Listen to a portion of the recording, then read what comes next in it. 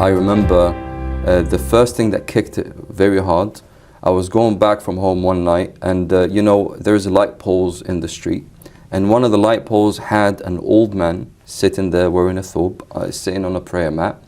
He has a bukhur lit on, and he's reading the Quran.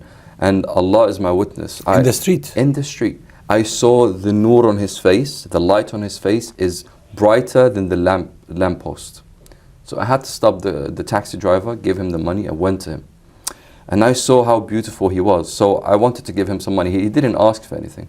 So I gave him some money, and while I was leaving, he held my arm. And he said, hold on. He had a suitcase. So he opened up the suitcase, and inside he took Hisnul Muslim, took some bukhur, you know, he took some sweets, and he gave it to me. And I was like, no, man, just keep it, you know, just sell it on. You need the money, right? So basically what he does, he just sits there, read Quran. If you want to give him something, sadaqah, he gave you these as gifts. That's what he does. SubhanAllah. And he said to me, the Prophet taught us that, you know, tahadu, tahabbu, right? Give gifts to one another, and you know, that would cause affection and careness for one another. I was like, SubhanAllah. He spoke to you in Arabic? He spoke to me in Arabic, right? His name is Sheikh Ahmed. I remember him. May Allah have mercy on his soul if he passed away. So because of how beautiful he was, he had a huge impact on my heart. So I went to him one time, you know, and I'm talking to him, and he said to me, you know what? You have the face of people of Jannah. And I was like, you know what, Sheikh? I said, look, I come to you because you're real. You know, I know you're trying to boost me up and trying to make me feel better about myself. But you know, don't do that. You know, I don't come for you for this, right?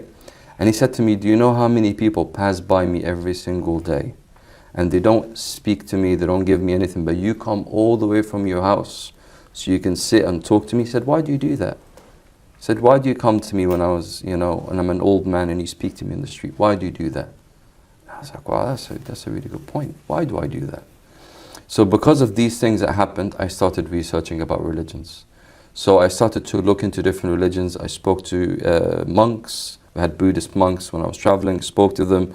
I spoke to priests, I spoke to a lot of people.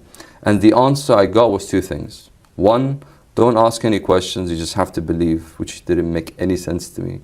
Or two, it's their personal journey or personal philosophy, and now I have to believe in it, which kudos for you, mate. You know, it worked for you, but it doesn't necessarily work for all the world.